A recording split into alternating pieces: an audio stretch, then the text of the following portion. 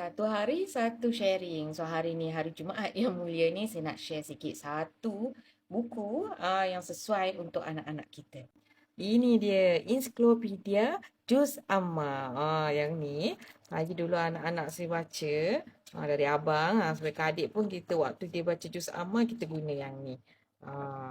Dan ni kan setiap surah ni dia akan dibagi erti. Bahasa Inggeris ada, bahasa Melayu pun ada. Lepas tu dia akan terangkan macam surah An-Nas ni kan tentang manusia. Tapi ada cerita juga pasal jin. Jadi dia akan terangkan lah jin tu apa. Jin ialah satu makhluk Allah yang diciptakan daripada api dan tidak dapat dilihat oleh manusia. Jadi kalau kita bagi ni dekat anak-anak kita, jadi sambil kita ajar dia orang baca tu, sambil tu kita boleh ajar juga anak kita pun belajar, kita pun belajar. Kadang zaman kita-kita dulu kan tak ada ni nak cerita-cerita ni. Jadi kat sini dia banyak info-info lah yang menarik. Kalau anak yang jenis suka informasi tu, ada orang mesti suka buku ni. Ada sini apakah sihir, kan? Macam-macam lah.